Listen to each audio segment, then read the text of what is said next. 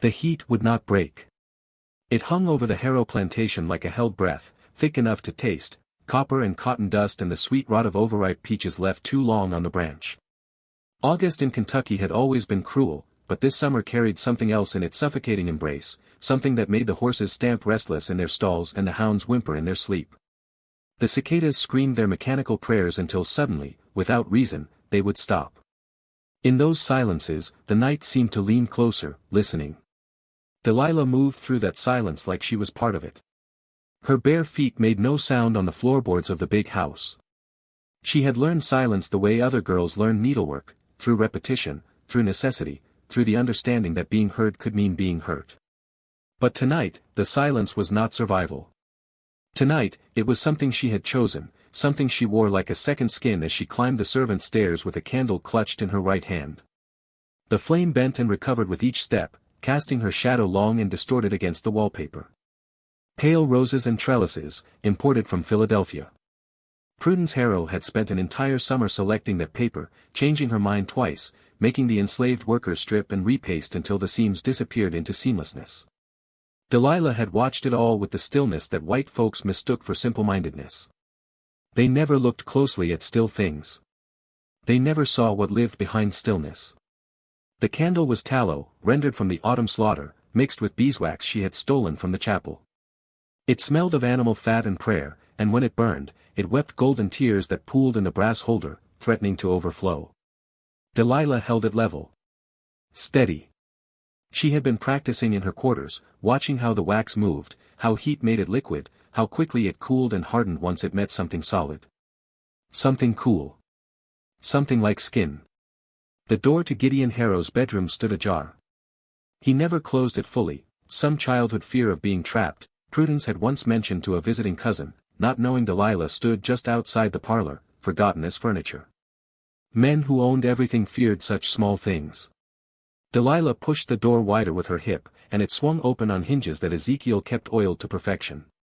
The old man maintained the house like it was his own, like he had a stake in its smooth operation. Maybe he did. Maybe that was its own kind of trap. The room smelled of whiskey and sweat and the bay rum Gideon splashed on his face each morning. He lay sprawled across the bed in his nightshirt, one arm flung above his head, the other resting on his considerable stomach. His mouth hung open, and his breathing came in wet, rattling snores that spoke of too much drinking and too little exercise. At 43, Gideon Harrow had grown soft in the way of men who believed the world owed them comfort. His face, slack in sleep, looked almost childlike. Almost innocent. Delilah knew better. She approached the bed the way she had approached everything in this house for the past 7 years, carefully, calculating each movement, each breath. The floorboards here were maple, solid, but one near the washstand creaked if you put your weight wrong. She avoided it. She had been in this room 100 times, carrying water, laying fires, emptying chamber pots, standing silent while he read his correspondence, and she might as well have been a hat rack for all the notice he took. She knew this room better than he did. She knew which boards sang and which stayed silent. The candle flame reflected in the mirror above his dresser, doubling itself. 2 flames. 2 Delilahs. She liked that, somehow. The girl and her shadow. The slave and the thing that was learning not to be. She stood beside the bed, close enough that the heat from her body, or was it from the candle, seemed to disturb the air. Gideon's snoring hitched, caught, resumed. Delilah waited. Patience was another thing she had learned. Patience was survival until it became something else. Until it became planning. She tilted the candle. The wax had pooled deep in the brass, a small golden lake. The flame's heat had made it thin, viscous. She watched it slide toward the rim, watched gravity pull it down, down, until a single drop bulged at the edge, perfect, round, catching the light like a jewel. It trembled there, suspended between liquid and solid, between intention and action. Beautiful, in its way. The way a knife could be beautiful. The way destruction could be beautiful when you gave it shape. The drop fell. It seemed to fall forever, that first one. Delilah's heart stopped and started in the space between the candle's rim and Gideon Harrow's ear. The wax landed with no sound at all, just the softest sensation of connection, and then it was sliding into his ear canal, carrying its heat with it. Liquid gold disappearing into pink flesh. Gideon twitched. A small thing, his shoulder jerking, his head turning slightly on the pillow. His snoring broke rhythm, became a snort, a mumble. His hand moved to his ear, fingers brushing the lobe, then falling away. The movement was unconscious, automatic, the body trying to solve a problem the mind had not yet recognized. Delilah stood frozen, the candle still tilted in her hand, watching his face for signs of waking. Her breath trapped itself behind her ribs. If he woke now, if he saw her standing here with the candle, with her face naked in whatever expression she wore. But his breathing steadied. Deepened. His mouth fell open again, and the snoring resumed, perhaps a shade quieter than before. Delilah released her breath slowly, carefully, making no sound. The pleasure that moved through her then was strange and disturbing even to her. It was not exactly. Not quite happy. It was something older and darker, something that lived in the gap between powerlessness and power, in that moment when the powerless discovered they could act. Could touch. Could hurt. She straightened the candle, letting the wax pool again. One more drop. Just to be sure. This one she aimed more carefully, and when it fell, she watched it disappear completely into his ear. The wax would cool there, she knew. Would harden into something almost like bone. Would seal itself against his drum, against his hearing, against his certainty that the world would always answer when he called. Delilah stepped back, studying her work. No visible sign. No evidence. Just Gideon Harrow sleeping in his bed, lord of his domain, master of his house, with a secret sealed inside his skull. She turned toward the door, then stopped. The pleasure was still there, humming under her skin like the cicadas outside. It frightened her a little, that pleasure. It felt like discovering she had teeth she had never known existed. It felt like hunger. The hallway stretched empty in both directions. At the far end, Prudence Harrow's door stood closed. A line of light showed beneath it, the mistress slept with a candle burning, afraid of the dark in the way of women who had never known real darkness. Delilah moved toward that light. Her feet carried her forward almost without thought, though everything in her was thought now, calculation, the weighing of risk and reward. Prudence was different from Gideon. Sharper. She noticed things. The missing sugar, the displaced book, the curtain that hung wrong. She kept account of the world in a way her husband did not, and she would remember a girl standing over her in the night. But Delilah was already at the door. Already pushing it open. Prudence's room smelled of lavender water and the laudanum she took for her nerves. She lay on her back, her graying hair in a braid over one shoulder, her hands folded on her stomach like a corpse arranged for viewing. Her candle burned on the nightstand, nearly gutted, wax running down its sides in frozen rivers. The room felt smaller than Gideon's, more cluttered, a woman's space, full of things meant to prove refinement. Books she never read. A harp she could not play. Watercolors of English gardens she would never see. Delilah approached the bed. Prudence's breathing was lighter than her husband's, quicker. Her eyelids moved in her sleep, the dreams behind them making the thin skin flutter.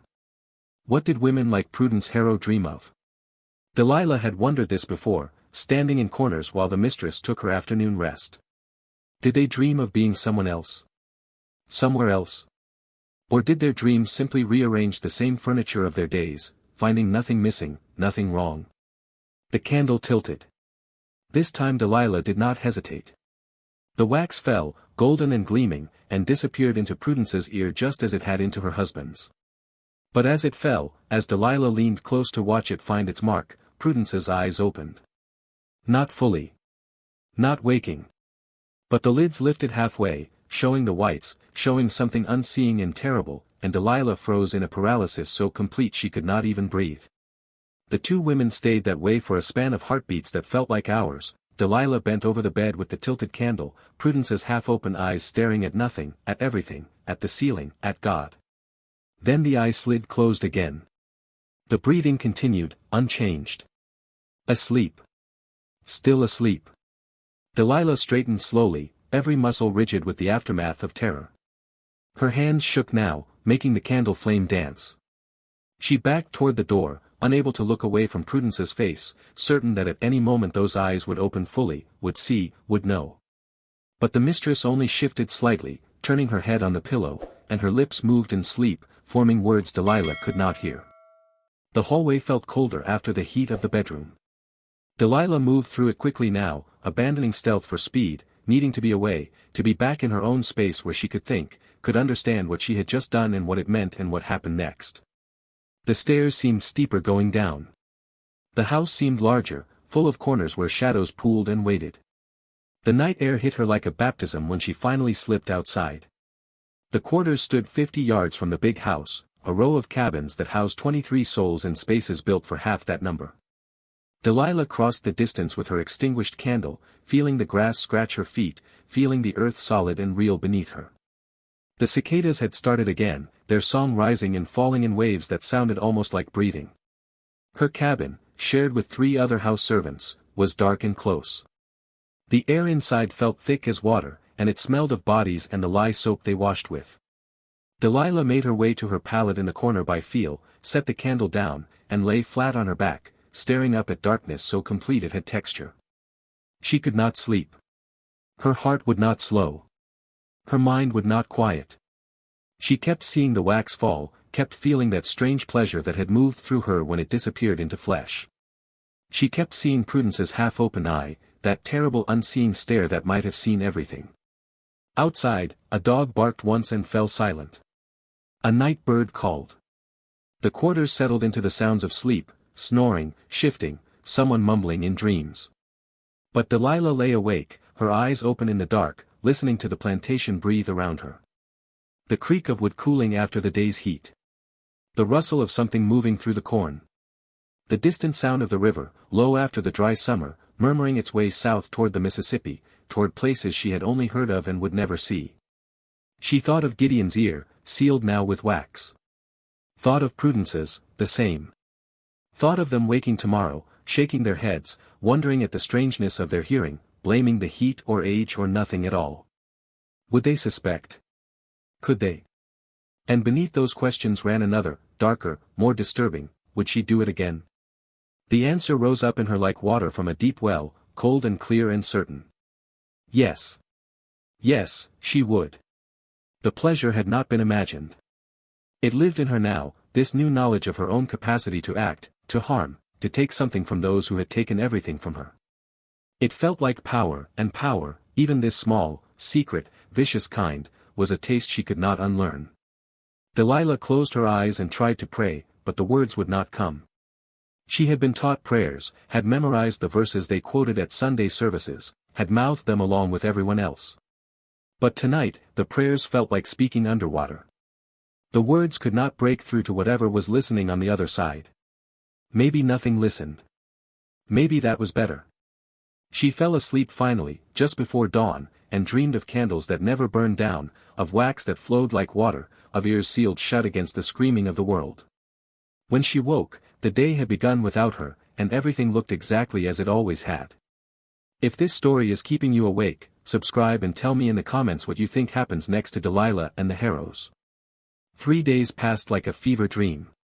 Delilah moved through the big house with her eyes open to a world she had never quite seen before. It was as if the wax had sealed something in her as well, some final membrane between who she had been and who she was becoming.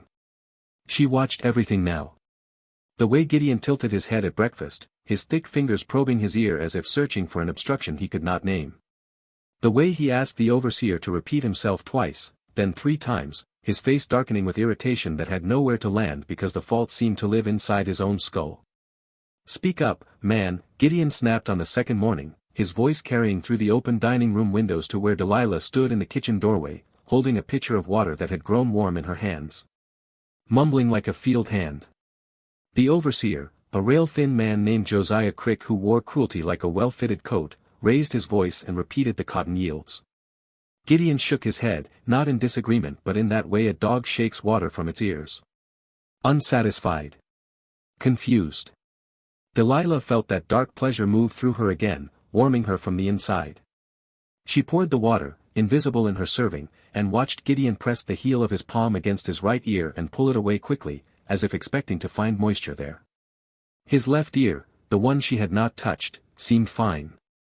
He turned that side toward Josiah for the rest of the conversation, compensating without realizing he was compensating. Prudence was different. The mistress had taken to carrying a handkerchief wherever she went, a square of fine linen she would press delicately against her ear as if stanching a wound no one else could see. She had complained to Gideon the first morning, asking if he heard a ringing sound, like a bell struck far away. He had grunted something non-committal, too absorbed in his own muffled world to notice hers. By the second day, Prudence had stopped mentioning it. Instead, she dabbed at her ear and looked confused, her pale blue eyes distant, as if listening to something just beyond the range of hearing. Delilah watched her from across the parlor while pretending to dust the same bookshelf she had dusted an hour before. Prudence sat in her chair by the window, a book open in her lap, but her eyes were not moving across the page. Her head was tilted slightly, and her lips were parted, and the handkerchief pressed against her ear like she was trying to keep something in. Or out. Delilah. The voice made her jump. She turned to find Temperance, one of the kitchen girls, standing in the doorway with a load of linens in her arms and suspicion written across her broad face. "You went deaf yourself?" Temperance said, her voice low. "Been calling your name twice now." "Sorry," Delilah said, the word automatic, empty. "Wool gathering." "Wool ain't what you gathering." Temperance shifted the linens higher on her hip, her dark eyes narrowing. "You've been strange these past days. Standing still in corners. Staring at folks like you seeing through them." "I ain't strange." "You something." Temperance moved closer, and her voice dropped to barely a whisper. "Whatever it is, you best be careful. Strange gets noticed. And notices get sold." She left before Delilah could respond, her footsteps heavy on the stairs. But her words hung in the air like smoke, and Delilah felt something cold move through her chest. She had been careless. So caught up in watching the Harrows that she had not thought about being watched herself. She forced herself to move through the rest of the day with her old invisibility, her old silence. She kept her eyes down. She worked steadily, efficiently, giving no one reason to look twice. But beneath that performance, her mind never stopped circling back to the big house's second floor, to those 2 rooms, to the candle waiting in its hiding place beneath her pallet. Old Ezekiel found her at twilight. She was drawing water from the well behind the quarters when his shadow fell across her, long and thin in the dying light. Ezekiel was past 70, though no one knew exactly how old. He had been born somewhere else, sold 3 times before landing at Harrow's place, and he carried his years like stones in a sack, heavy, but somehow still standing. The younger folks feared him a little. He knew things. Roots and herbs. Stories. Ways of seeing that went beyond eyes. "Evening, child," he said, his voice like dried leaves. "Evening." Delilah kept her focus on the bucket, watching the water level rise. "The cicadas quit again last night," Ezekiel said, conversational. "Right about midnight. You hear that?" "I was asleep." "No, you weren't." Delilah's hand stilled on the rope. She looked up at him, and his eyes were already on her, rheumy, yellowed with age, but sharp. Too sharp. "You're watching the Harrows mighty close these days," he said. "Watching them the way a cat watches a snake hole. Like you waiting for something to come out." "I don't know what you mean." "Yes, you do." Ezekiel glanced toward the big house, its windows golden with lamplight against the deepening blue of evening. "And I ain't saying it's wrong. Lord knows they too got wicked enough for any kind of judgment. But wickedness calls to wickedness, child. You mind what you feed yourself." "I ain't feeding nothing." "Then what are you so hungry for?"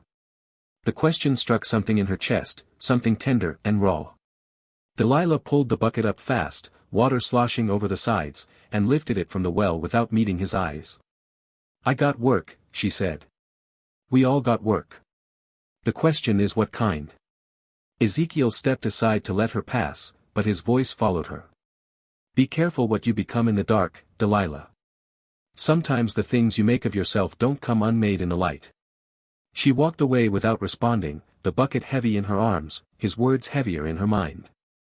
But even as fear touched her, fear of being seen, being known, the hunger he had named rose up stronger. Tonight, she thought. Tonight she will return. The house settled into its evening rhythms. Dinner was served and cleared. The Harrows retired to the parlor, then to their separate rooms. Gideon had taken to drinking more, as if whiskey could fill the silence growing in his head. Prudence had requested a sleeping draught from her medicine cabinet, claiming her nerves were worse than usual. Delilah helped her prepare for bed, unlacing the stays, brushing out the graying hair, laying out the nightdress.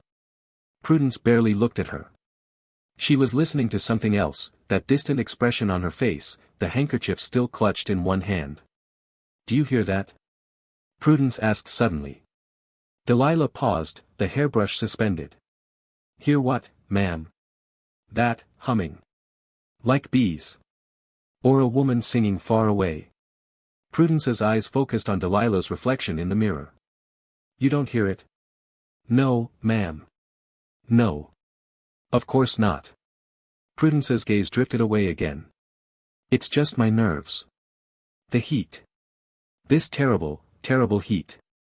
When Delilah finally retreated to the quarters, full dark had fallen. She waited until the others were asleep, or pretending to be, then retrieved the candle from beneath her pallet. But tonight she had something else.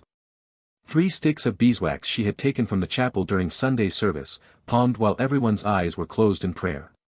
Pure beeswax burned cleaner than tallow, hotter, and the wax it produced was almost translucent. Beautiful. She had tested it the night before in her cabin, watching how it melted, how slowly it cooled. It was better for her purposes. More refined. The thought had made her smile in the darkness, and that smile had frightened her more than anything else. The big house stood silent when she entered. Gideon's door first, as before. But this time when she entered his room, she felt no nervousness at all. Only that cold, clear sense of purpose. He lay sprawled across the bed, snoring deeply. The drink had done its work. His right ear was slightly red, she noticed. Irritated. He had been scratching at it. Delilah lit the beeswax candle from the taper she carried. The flame caught, and the smell that rose was sweet, almost honeyed. Clean. She watched the wax pool, thinking about purity, about how something could be refined until it became more perfectly itself. More perfectly what it was meant to be. The first drop fell into Gideon's ear without fanfare. He did not twitch this time. Did not stir at all. The wax disappeared into him like rain into parched earth, and Delilah felt a satisfaction so deep it was almost peaceful. She let 3 more drops fall, each one sliding into that ear canal, sealing, hardening, making the silence inside him deeper and more permanent. She studied his face in the candlelight. The slack jaw. The broken veins across his nose from years of drinking. The soft hands that had struck her twice that she could remember, once for breaking a plate, once for no reason at all except that she had been within reach of his bad mood. Those hands lay useless now, twitching slightly in sleep. He looked diminished somehow. Smaller. As if the silence inside him was taking up space, leaving less room for the man. Delilah left him there and moved to Prudence's room. The mistress lay on her side tonight, facing the wall, her breathing shallow and quick even in sleep. The laudanum had pulled her under, but not deeply. Delilah could see her eyelids moving, the dreams rapid and frantic beneath the thin skin. She approached the bed slowly, the beeswax candle held steady in her hand. But tonight, something was different. Tonight, Delilah did not simply tilt the candle and let the wax fall. Tonight, she knelt beside the bed, bringing her face close to Prudence's, close enough to smell the lavender water and beneath it, something sour. Fear, maybe. Or sickness. The wax pooled golden in the candle's cup. Delilah tilted it with exquisite care, letting a single drop fall. It landed, it slid, it disappeared. Then another. And another. But as the wax fell, as Prudence's ear filled with that pure, refined silence, Delilah leaned closer still. She whispered. The words came from somewhere deep, somewhere she had not known existed. They were not quite words, or not only words. They were sounds, syllables, something older than language and darker than prayer. She whispered them into Prudence's wax-filling ear, and as she whispered, her lips nearly touched the woman's skin. You will hear, Delilah breathed, her voice so soft it was barely sound at all. You will hear what you did. What you let be done. You will hear them crying out, and you won't ever stop hearing. The wax keeps it in. The wax holds it close. You wanted silence, but I gave you screaming. I give you the sound of my mother when they sold her. The sound of my brother when he died in your fields. You will hear, and you will hear, and you will never know quiet again. Prudence whimpered in her sleep. Her hand moved to her ear, weakly, then fell away. Delilah pulled back, her heart racing now, her breath coming faster. What had she just done? What had she said? The words had not felt like they came from her, but through her, as if something had used her mouth the way she was using the wax, as a vessel, a channel, a way to carry something from one place to another. She stood quickly, backing away from the bed. The candle shook in her hand, wax running down her fingers, hot but not painful. Or maybe it was painful and she simply did not care. She could not look away from Prudence's face, waiting for those eyes to open again, for that terrible half-seeing stare. But Prudence only turned in her sleep, murmuring something unintelligible, and curled tighter into herself. Delilah fled. She moved through the house too fast, carelessly, no longer trying for silence. The stairs groaned under her feet. A floorboard sang out. But no one came, no one stirred, and she burst out into the night air gasping like she had been drowning. The quarters seemed impossibly far away. She ran toward them, the candle still burning in her hand, illuminating nothing and everything. When she reached her cabin, she shoved inside and collapsed onto her pallet, pressing her face into the thin mattress, trying to stop shaking. What had she become? What was she becoming? The hunger was still there, but it had changed. It had teeth now. It had words. It had wants that went beyond simply hurting the Harrows, beyond simple revenge. It wanted something else, something she could not name, something that lived in the space between justice and damnation. Outside, the cicadas stopped their singing. In the silence that followed, Delilah heard her own breathing, ragged and quick, and beneath it, so faint she might have imagined it, the sound of a woman humming. An old song. A song her mother had sung once, before she was sold away, before Delilah learned that love was just another thing that could be taken. She hummed it now, lying in the dark, and did not know if the sound came from her own throat or from somewhere else entirely. Somewhere deeper. Somewhere that had been waiting all along. A week slid by like wax cooling on skin. The plantation carried on with its brutal rhythms, cotton picked, corn shucked, tobacco hung in the drying barns where the air grew so thick with heat and leaf smell that men sometimes fainted. But inside the big house, something was changing. Something was breaking down, the way wood breaks down when water gets inside it, rotting from within while the surface still looks whole. Gideon Harrow's world was narrowing.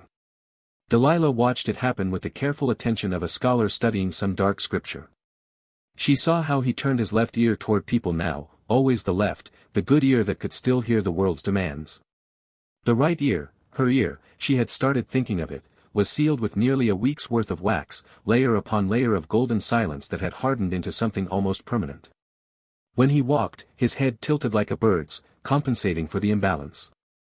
When he ate, he chewed on the left side of his mouth, as if the deadness in his ear had spread to his jaw. But worse than the deafness was what lived inside it. On the fourth day, Delilah was polishing silver in the dining room when Gideon suddenly slammed his palm against the table, making the candlesticks jump. "Did you say something?" he demanded, glaring at Josiah Crick, who sat across from him reviewing the account books. Crick looked up, startled. "No, sir. I ain't said nothing." "I heard." Gideon stopped, his face flushing. His right hand moved to his right ear, clawing at it, the nails leaving red marks on the skin around the canal. "I heard someone speak. Clear as day." "Wasn't me, sir." "Then who?" Gideon's eyes swept the room, landing on Delilah for a brief moment before sliding past. She did not exist to him, not really. She was furniture. She was air. Someone said something. A woman's voice. Crick said nothing, and the silence stretched until Gideon shook his head violently, like a bull bothered by flies. He returned to the account books, but Delilah saw his hand return again and again to that ear, scratching, probing, trying to dig out whatever had gotten inside. She felt that dark pleasure bloom in her chest, but it was different now. Colder. More certain. This was her work. Her creation. She was reaching inside Gideon Harrow and rearranging something fundamental, and the power of it made her hands steady as she polished the silver to a mirror shine. Prudence was worse. The mistress had stopped leaving her room except for meals, and even then, she came down the stairs like a woman walking to her own hanging, slow, hesitant, her hand gripping the rail as if the house might shift beneath her feet. Her face had gone pale, the kind of pallor that spoke of sleepless nights and waking terrors. The handkerchief stayed pressed to her ear constantly now, and sometimes Delilah saw her lips moving, forming words to questions no one else could hear. On the 5th day, Dr. Silas Pemberton came. He was a portly man with matonchop whiskers and an air of professional confidence that Delilah recognized as performance. He carried a leather bag that smelled of camphor and old blood, and he examined Prudence in her bedroom while Delilah stood in the corner, sent to fetch water or towels or whatever else might be needed. "Tell me about these voices," Dr. Pemberton said, his fingers probing gently around Prudence's ear. She flinched at his touch. "It's not voices, exactly." Prudence's own voice was thin, uncertain. "It's more like humming. Or whispering. Like someone is standing just behind me, speaking too softly to make out the words, but I know they're speaking. I know they're saying something important. Something I need to hear." "And when did this begin?" "A week ago. Perhaps less. At the same time my hearing went strange." She looked at him with desperate eyes. "Can you fix it? Please. I can't bear it much longer." Dr. Pemberton took a small silver instrument from his bag, a tool Delilah had never seen before, narrow and curved like a tiny spoon. He inserted it carefully into Prudence's ear, peering close, and his confident expression faltered. "There appears to be some obstruction," he said slowly. "But I cannot quit, the light is poor. Let me try the other ear." He examined the left ear, found nothing, and returned to the right. This time he inserted the instrument deeper, and Prudence gasped, her hand flying up to grip his wrist. "That hurts," she said. "Please." "I'm sorry, Mrs. Harrow, but there's definitely something lodged inside. I can feel it, but I cannot see it clearly enough to extract it safely." He withdrew the instrument and cleaned it on a cloth. "It may have impacted earwax. Sometimes it hardens to the consistency of stone. I'll prescribe warm oil drops, olive oil with a bit of laudanum for the discomfort. Apply them twice daily, and in a week, the obstruction should soften enough to wash out." "A week?" Prudence's voice broke on the word. "I can't endure another week of this." "You must." Dr. Pemberton patted her hand in a way that was meant to be comforting but looked perfunctory. "And try to rest. These auditory phenomena are often exacerbated by nervous exhaustion and the female constitution's particular sensitivity to distress. Perhaps you should take to your bed for a few days. Avoid stimulation." He said similar things to Gideon afterward, examining him in the study. Delilah, bringing fresh coffee, heard the doctor's diagnosis through the half-open door. "Impacted cerumen, most likely. Common in men your age, particularly those who use too much force cleaning the ear. The wax gets pushed deeper and hardens. Give it time and warm oil, and nature will resolve the issue." "But the voices," Gideon said, his own voice lower, embarrassed. "I hear things that ain't there. Words.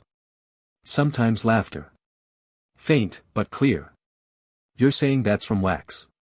"The ear is a mysterious organ, Mr. Harrow. When it's obstructed, the brain sometimes fills the silence with phantom sounds. Tinnitus, we call it.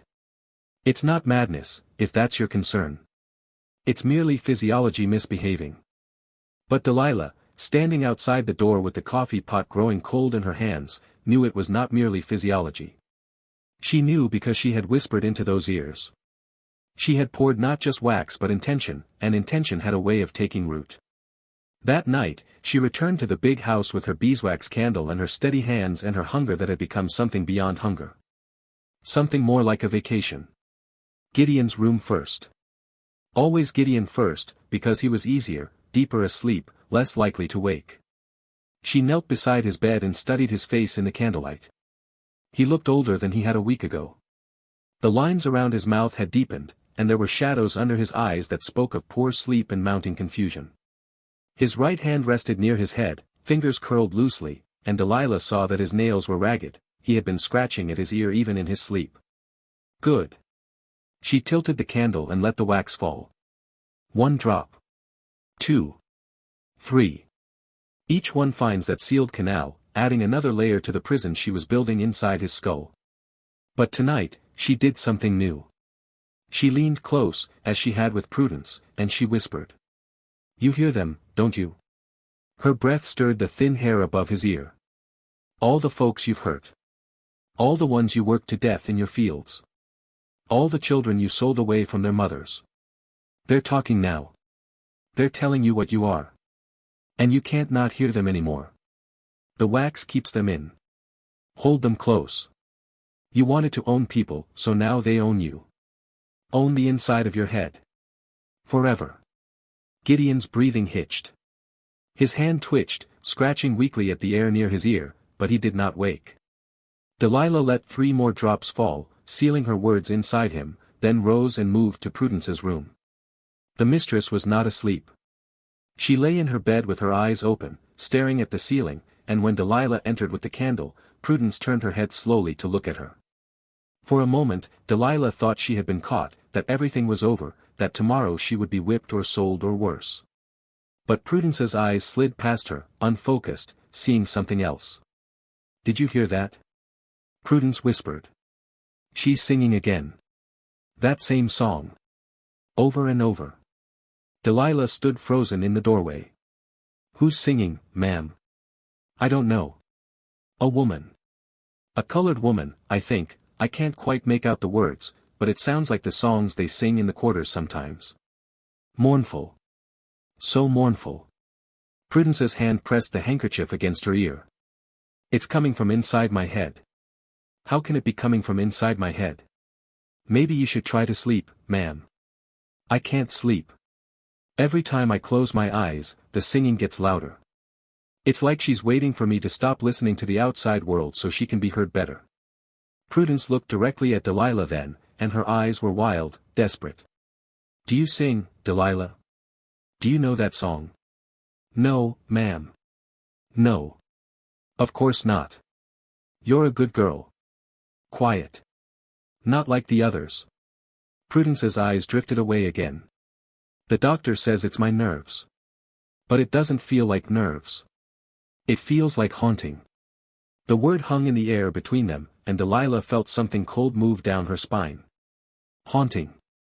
Yes. That was close to what this was. She was haunting them from outside their bodies, pouring ghosts into their ears in liquid form, letting those ghosts harden into permanent residents. "Should I fetch you more laudanum?" Delilah asked. "Yes. Please. A double dose." Delilah went to the medicine cabinet in the hallway and measured out the laudanum with hands that trembled slightly. When she returned, Prudence took the glass gratefully and drank it down without water, grimacing at the bitter taste. Within minutes, her eyelids began to droop. "Don't leave yet," Prudence murmured. "Stay until I'm asleep. I don't want to be alone when the singing starts." "Yes, ma'am." Delilah sat in the chair by the window, the candle extinguished now, waiting in the darkness. She watched Prudence's breathing slow and deepen, watching the lines of tension ease from her face as the drug pulled her under. But even in sleep, Prudence's hand moved to her ear, pressing against it, and her lips formed words that made no sound. When Delilah was certain the mistress was fully unconscious, she lit the candle again. The flame caught with a soft whisper, and in its light, Prudence looked like a corpse, pale, still, already half gone from the world.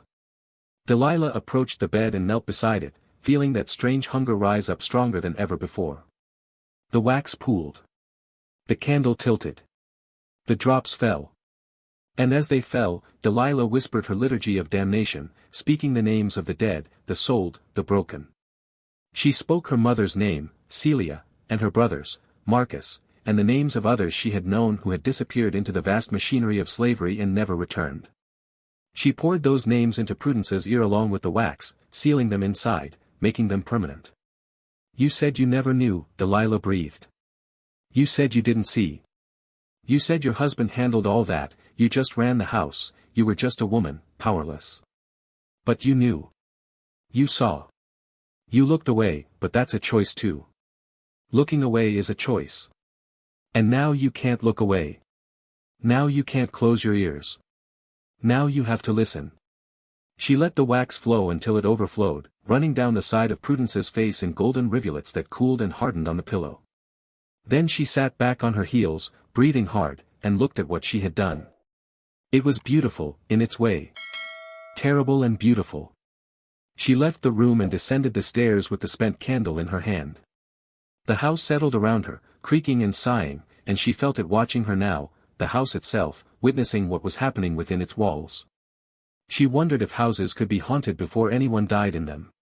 If the haunting could begin while everyone was still alive, just damaged, just changing, just rotting from the inside. The night air was cooler when she stepped outside, the first hint of autumn somewhere in the distance. The cicadas sang their rhythmic song, and beneath it, Delilah heard other sounds, the river, the wind in the tobacco, the distant bay of a hound. The world carried on, indifferent to the small horrors humans inflicted on each other. She crossed to the quarters and slipped inside her cabin. The other women were asleep, or pretending to be. Delilah lay on her pallet and stared up into the darkness, and for the first time since this all began, she felt something like fear. Not fear of being caught. Fear of herself. Fear of how good it felt, this power. How right. How perfectly it fit her hands, like the candle did, like a tool made specifically for her use. She had thought revenge would feel hot, violent, explosive. But it was cold. This was patient. This was a slow unmaking, and it satisfied something in her that went deeper than anger. Somewhere between the quarters and sleep, she heard humming. That same tune her mother had sung, rising up from somewhere she could not locate, inside her head or outside in the world. It wrapped around her like a lullaby, and she let it, because what else could she do? She had started something that had its own momentum now, its own appetite. And the appetite, she was learning, was harder to satisfy than she had imagined. Somewhere in the big house, Gideon woke up screaming about voices. Somewhere in her locked room, Prudence clawed at her ear until her fingernails drew blood. And somewhere in the darkness, Delilah hummed along with the song, and wondered how long it would be before the wax filled her own ears too. Before she became the ghost she was creating. Before there was no difference left between the haunter and the haunted. The 10th day dawned gray and breathless, the sky the color of old pewter. The plantation woke to a wrongness that had no name but could be felt in the bones, the way animals feel earthquakes before they happen, the way birds flee before storms. The air sat heavy and still, pressing down on everything, and even the field hands moved slower, glancing toward the big house with expressions that mixed wariness and something darker. Something expectant. Inside that house, the Harrows were unraveling like poorly sewn seams. Gideon had not slept in 2 days. Delilah knew this because she had heard him pacing in his study the night before, his footsteps irregular and stumbling, punctuated by sudden silences when he would stop and listen to the voices only he could hear. When he finally emerged for breakfast, he looked like a man who had aged a decade in 10 days. His eyes were bloodshot and sunken, his face unshaven, his clothes rumpled as if he had slept in them, or tried to sleep and failed. He could barely hear anything now. Delilah watched from her station by the sideboard as Josiah Crick had to shout his morning report, leaning close to Gideon's left ear, the good ear, though even that was starting to fail now, as if the deafness in the right was spreading like rot through wet wood. But worse than the deafness was Gideon's paranoia. His eyes darted constantly around the room, following sounds no one else could detect. His hand never left his right ear for more than a minute, scratching and probing until the skin was raw. "What did you say?" Gideon demanded, cutting Crick off mid-sentence. "I said the north field's ready for harvest, sir." "No, before that." "What did you say before that?" Crick's weathered face creased in confusion. I didn't say anything before that, sir." "You said something about me." Gideon's voice rose, taking on a shrill edge. "I heard you. You said something about how I can't hear right anymore, how I'm getting weak." "Don't lie to me." "Mr. Harrow, I swear I didn't." "Get out." Gideon stood abruptly, knocking his chair backward. "Get out before I have you whipped for insubordinance." Crick fled, and Gideon stood alone in the dining room, breathing hard, his hand pressed against his right ear like he was trying to hold something inside. Or keep something out. Delilah remained motionless by the sideboard, her eyes downcast, but she watched him through her lashes. Watched him turn in a slow circle, searching for the source of voices that existed nowhere but in the sealed chamber of his own skull. "Who's there?" he said to the empty room. "I know someone's there. I can hear you whispering." The room gave him no answer but silence, and that silence seemed to enrage him further. He swept his arm across the breakfast table, sending plates and cups crashing to the floor. Coffee spread across the boards like blood, and in its spreading, Delilah saw something prophetic. Something inevitable. "Delilah," Gideon said, and she flinched, she could not help it. He rarely spoke to her directly, rarely acknowledged her existence. "Delilah, did you hear someone speak just now?" "No, sir." "You're lying. Everyone's lying." He moved toward her, and she saw madness in his eyes, bright and feverish and desperate. "You're all plotting against me. Whispering. Planning. I hear you at night, all of you, talking in the quarters. Talking about me." "No, sir. We don't." His hand caught her across the face before she could finish, an open-palmed blow that snapped her head to the side and filled her mouth with the copper taste of blood. She stumbled but did not fall. Did not cry out. She had learned long ago that crying out only made it worse. "Don't lie to me," Gideon said, but his voice had lost its strength. He sounded querulous now, frightened. He looked at his own hand as if surprised to find it had struck her.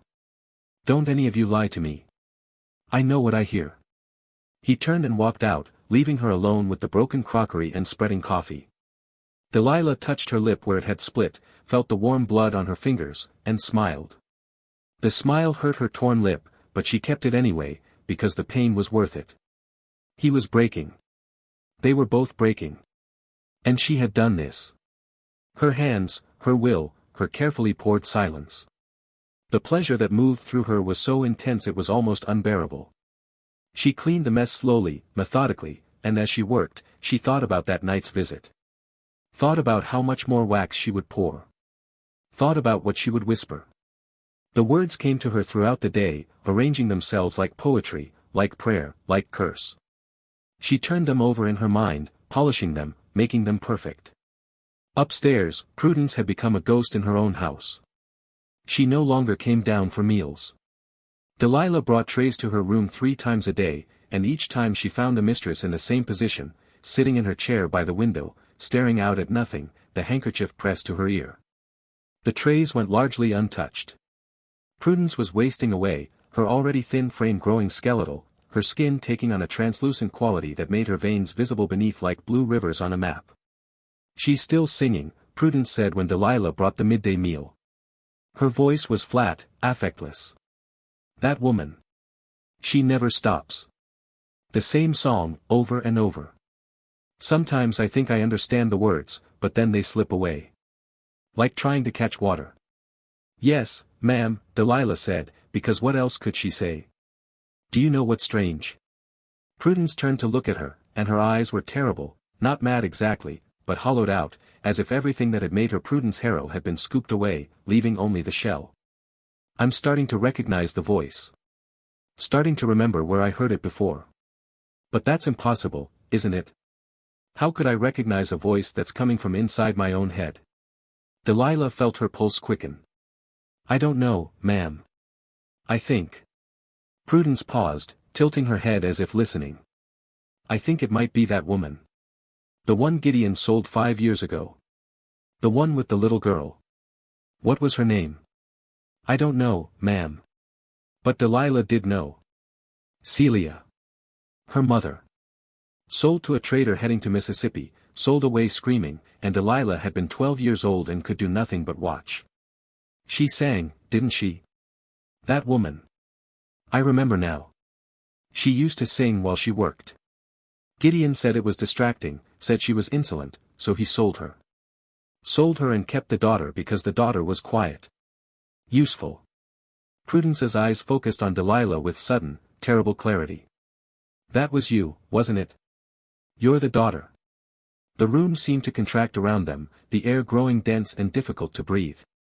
Delilah stood frozen, the lunch tray still in her hands, while Prudence stared at her with those hollowed-out eyes. "I never thought about it before," Prudence continued, her voice dreamy and distant again. "Never made the connection. You all look alike to me, you understand. But now I hear her voice, and I remember. I remember her singing. And I remember you. You used to cry at night, didn't you?" After she was sold. I could hear you from my room. Crying and crying. May I go, ma'am? Delilah's voice came out steady, but her hands trembled on the tray. Did you ever forgive me? Prudence asked. Did you ever forgive us for taking your mother away? The question hung in the air like smoke, and Delilah felt 100 answers rise up in her throat, each one bitter and burning. But she swallowed them all and said nothing, because silence was safer, silence was survival, and she needed to survive long enough to finish what she had started. No, Prudence said, answering her own question. Of course you didn't. How could you? She turned back to the window, dismissing Delilah without another word. Close the door when you leave. The singing is quieter when the door is closed. Delilah left the tray and fled. She made it to the back stairs before her knees gave out, and she sat there in the dim stairwell, shaking, her breath coming in gasps. Prudence knew. Maybe not all of it, not the wax and the candles and the nightly visits, but she knew enough. She knew about the connection between Delilah and the voice in her head, and that knowledge was dangerous. Knowledge could become accusation. Accusation could become punishment. But even as fear moved through her, so did something else. Something fierce and bright and merciless. Good, part of her thought. Good that Prudence remembered. Good that she understood, even dimly, that what was happening to her had roots, had reasons, had a name. Let her know. Let her understand that some things cannot be forgiven. Some things should not be forgiven. Delilah stood, straightened her dress, and descended the stairs. She had work to do. Floors to sweep, silver to polish, vegetables to prepare. The endless labor that was her life, that had always been her life, that would be her life until death or sale carried her away. She moved through it all mechanically, her body performing tasks while her mind circled endlessly around the same thoughts: tonight, wax, whispers, revenge, transformation, damnation. The other enslaved people had stopped trying to talk to her. They watched her sidelong, the way you watch something you don't quite trust not to bite. Even Temperance kept her distance now, and Delilah felt their fear like physical pressure. She was becoming something they recognized and did not want to name. Something that existed in the stories they told to scare children into obedience. The woman who made a deal. The woman who traded her soul for power.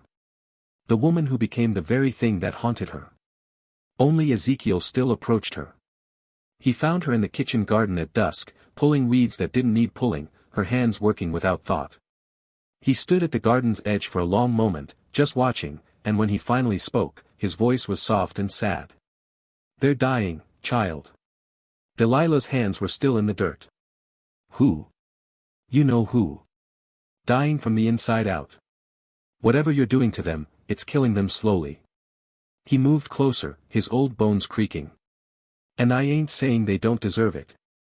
Lord knows they got enough blood on their hands. But death ain't the worst thing you're doing. I ain't doing nothing.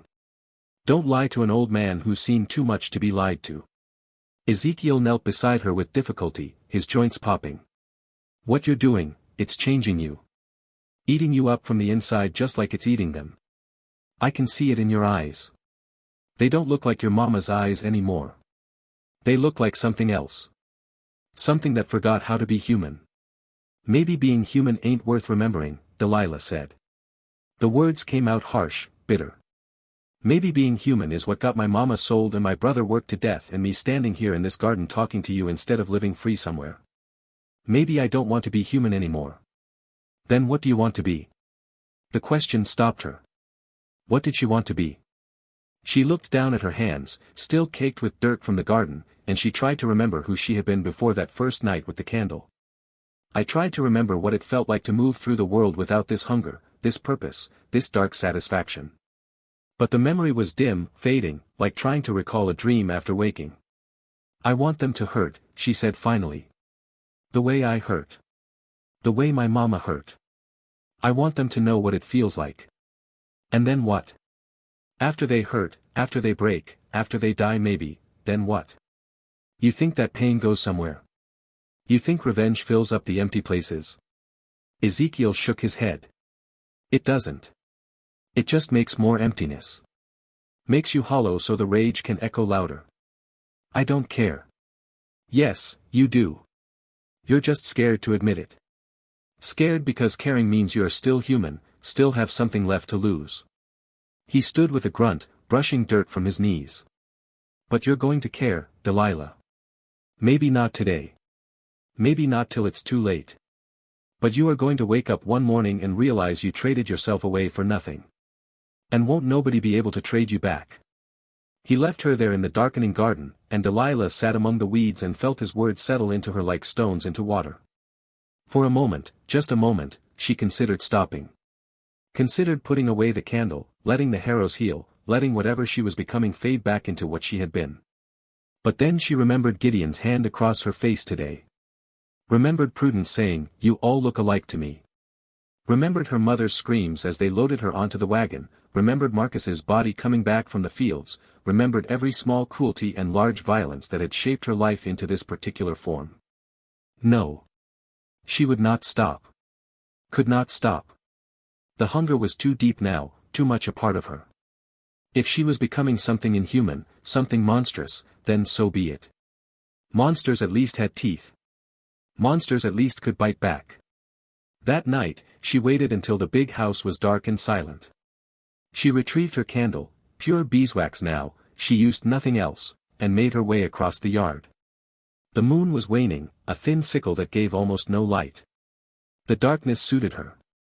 She moved through it like she belonged to it, like it belonged to her. Gideon's room first, as always. He was not asleep.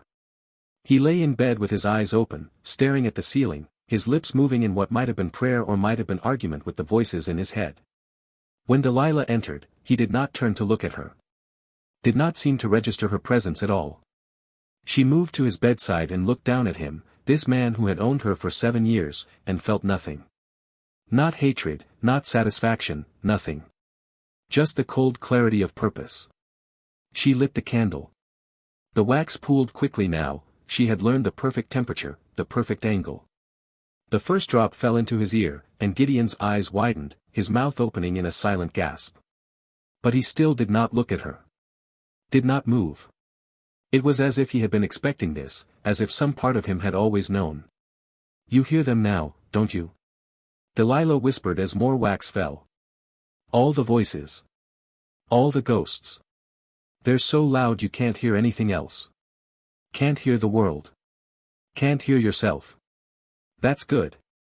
That's right. You shouldn't get to hear nothing ever again. You shouldn't get to live in a world that answers when you call." Gideon's hand twitched toward his ear, but the movement was weak, defeated. A tear slid from the corner of his eye into his hair, and Delilah watched it with detached interest. She let the wax flow and flow until it overflowed, pooling in his ear and running down his neck in golden streams. Then she moved to Prudence's room. The mistress sat in her chair by the window, still dressed, as if she had been waiting. When Delilah entered, Prudence turned to look at her, and there was recognition in her eyes. Full recognition. "It's you," Prudence said.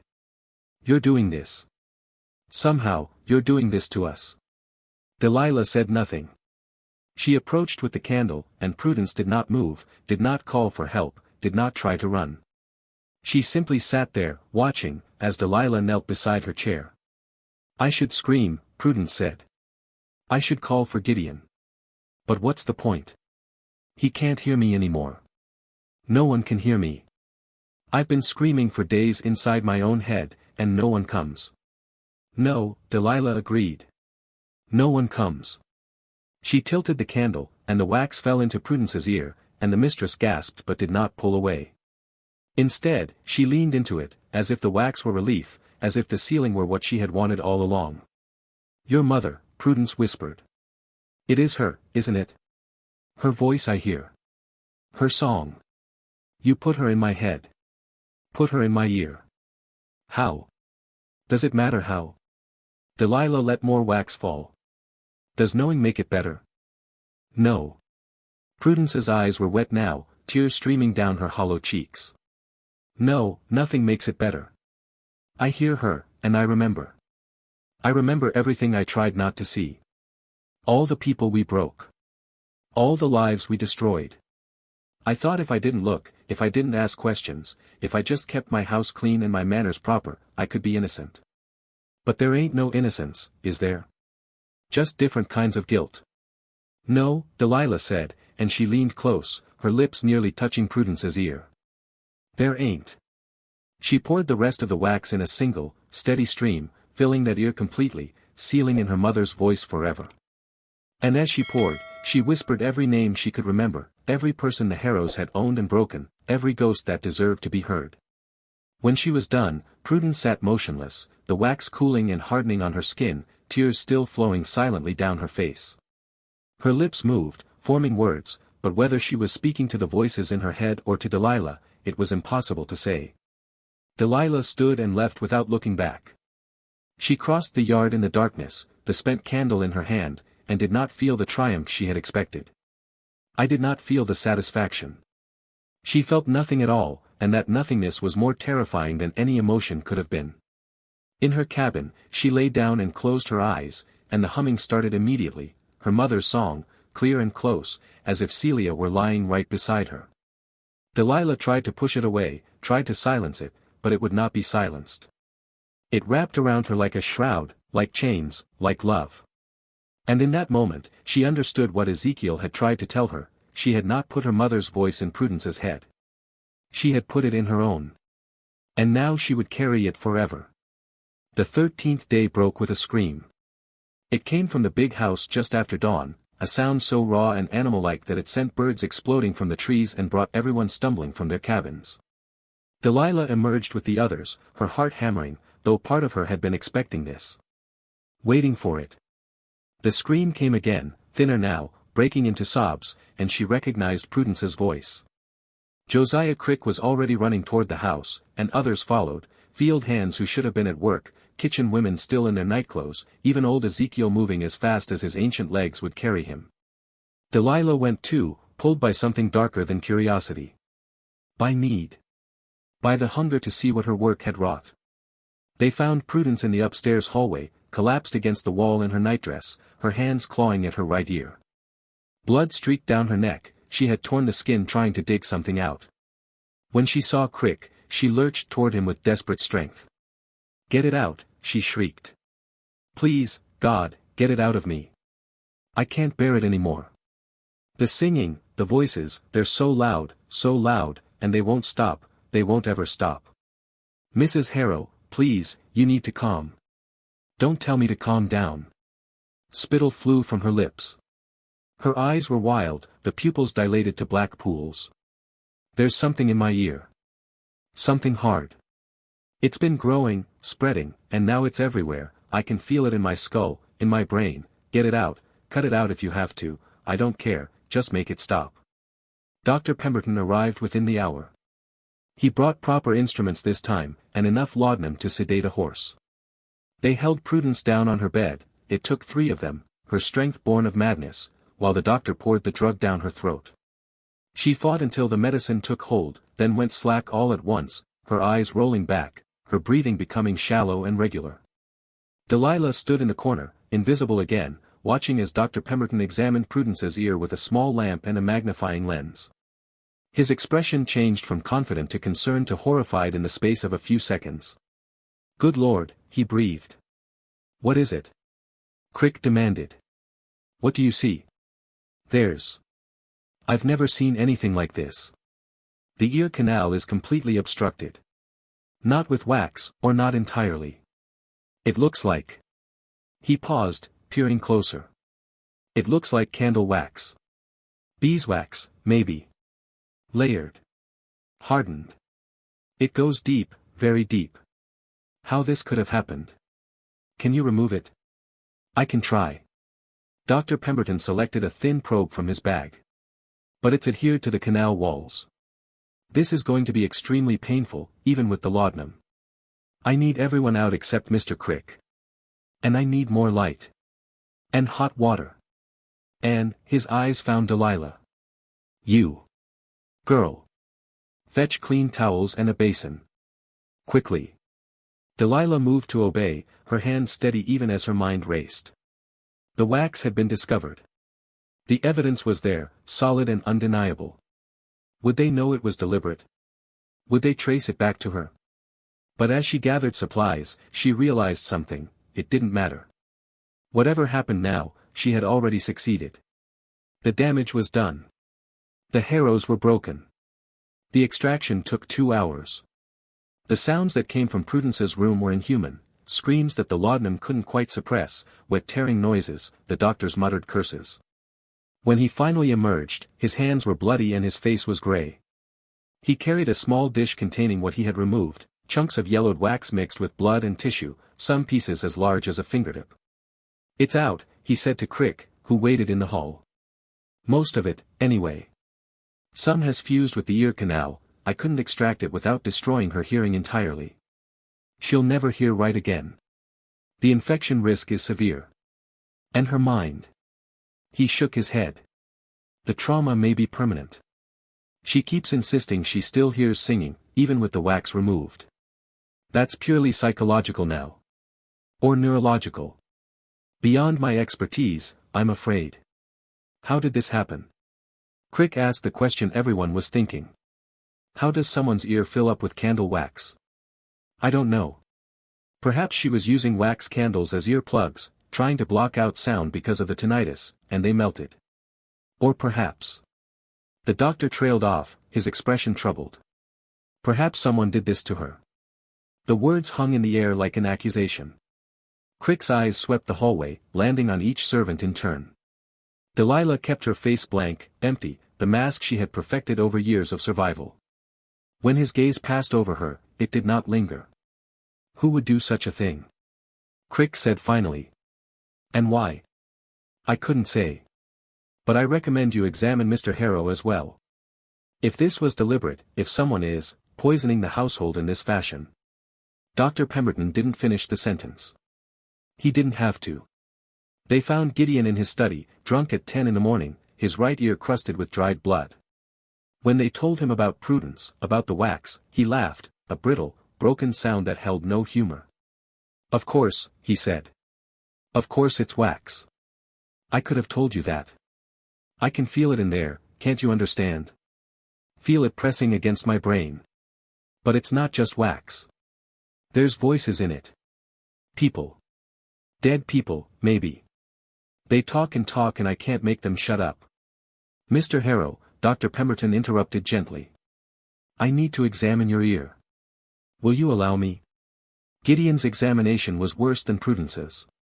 The wax had been building longer in him, layer upon layer, and when the doctor tried to extract it, Gideon thrashed so violently they had to tie him to the chair. His screams brought the entire household running. And when the doctor finally pulled out the first large chunk of wax, golden and translucent, almost beautiful, Gideon went suddenly, terribly silent. "I can't hear," he whispered. "I can't hear anything. Not even the voices. There's nothing. Just, nothing."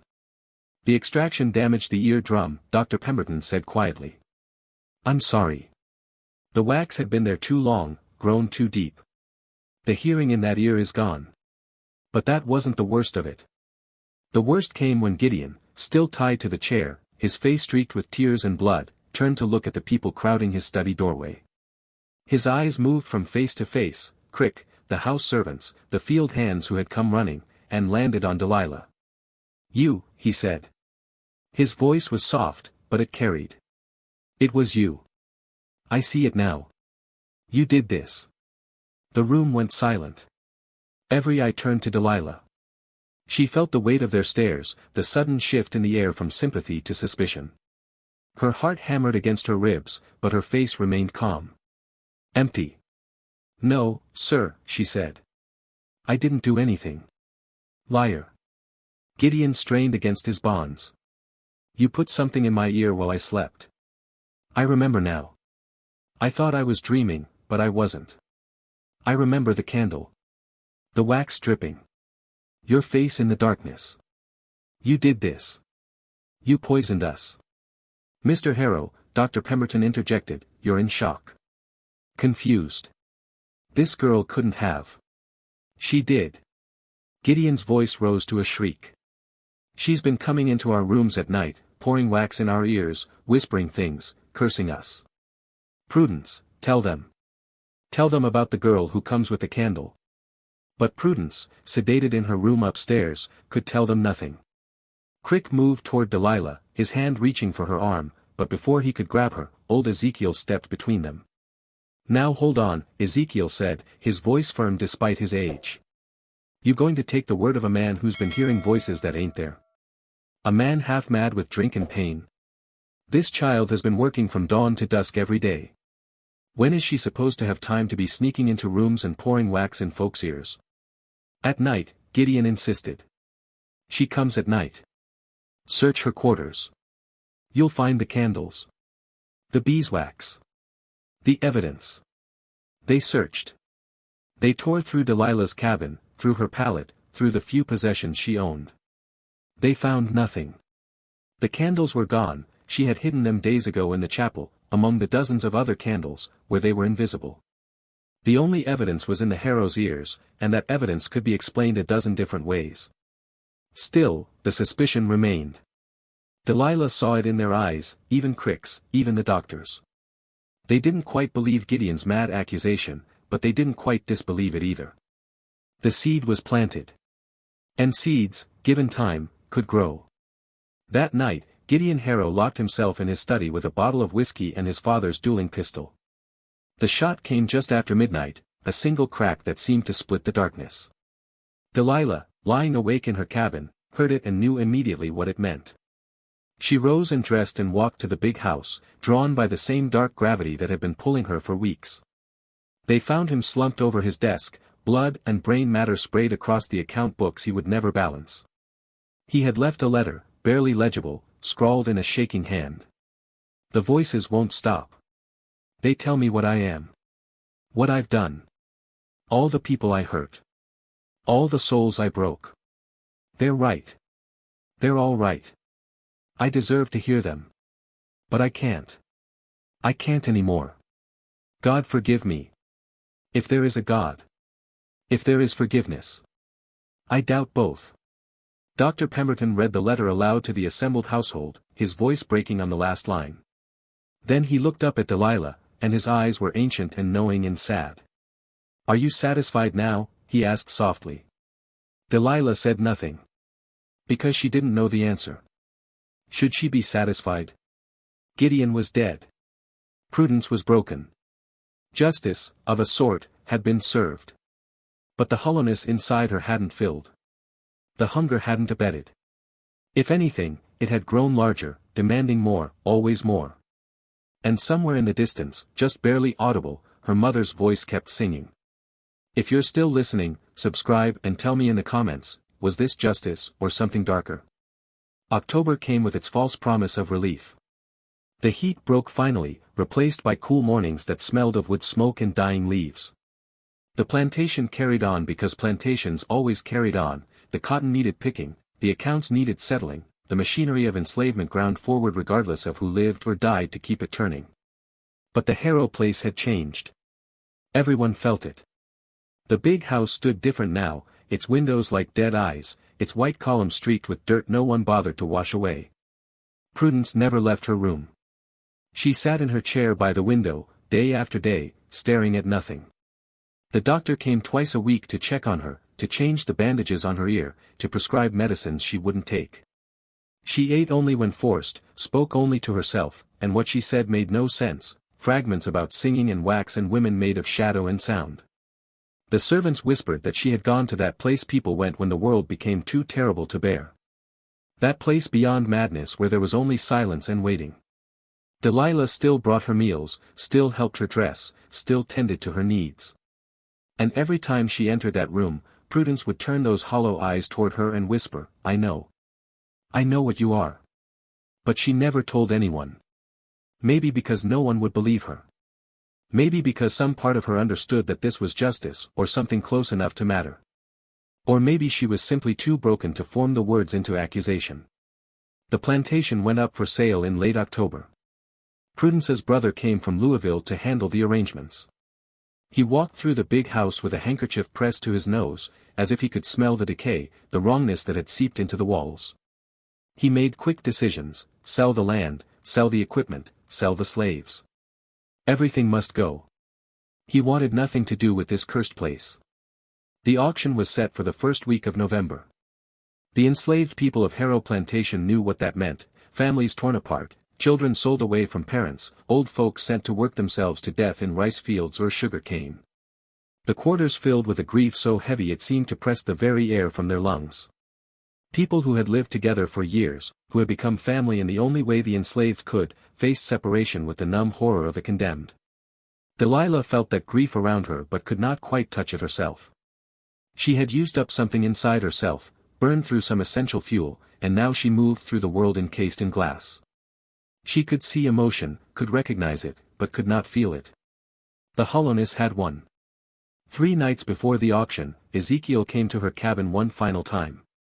"I'm being sold to a farm in Tennessee," he said without preamble. "Leaving the day after tomorrow. Won't ever see you again, most likely." "I'm sorry," Delilah said, and meant it as much as she could mean anything anymore. "Don't be sorry for me. I'm old. Death's coming soon anyway, whether I'm here or there." He studied her face in the dim light. "I'm sorry for you." "Why?" "Because you still have to live with what you have done. Got to carry it the rest of your days, however many that turns out to be." He reached out and touched her face gently, his palm rough and warm against her cheek. "You became a haunting child. And hauntings don't stop when the haunted dies. They just keep going, looking for new places to roost. New ears to fill.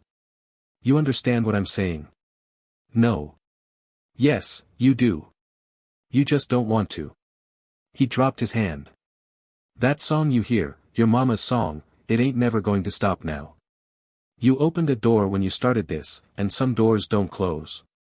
You're going to carry her voice everywhere you go. Carry all their voices. And one day you're going to be old like me, and you're going to look back, and you're going to wonder if revenge was worth the price of your own soul." "I don't have a soul," Delilah said. "Not anymore." "That's what you tell yourself. But you do. It's just screaming now, same as Harrow's was screaming. The difference is, you got to live with the sound." He left, and Delilah never saw him again. The night before the auction, Delilah made her decision. She would not be sold. Would not stand on that block and be examined like livestock, would not go to some new master to begin this whole terrible cycle again. She had 2 choices, death or disappearance. And she chose disappearance because somewhere, deep in the hollow place inside her, something still wanted to live. She packed nothing, there was nothing to pack. She simply waited until full dark, until the quarters were silent, until even the guards were nodding at their posts. Then she walked away. Just walked. North, because north was where freedom supposedly lived, though she no longer believed in freedom any more than she believed in souls or salvation or any of the other pretty lies people told themselves to make the horror bearable. She walked through the woods, through the fields, following the North Star like 100,000 had before her. She walked for days, eating what she could steal or forage, sleeping in tobacco barns and corn cribs, and once in a church where the pulpit still smelled of beeswax candles. And everywhere she went, she heard the singing. Her mother's voice, clear and close, never stopping, never fading. Sometimes she thought she saw her mother too, a shadow at the edge of her vision, a figure in the mist, always just out of reach. And sometimes the shadow had her mother's face, and sometimes it had her own. The years passed.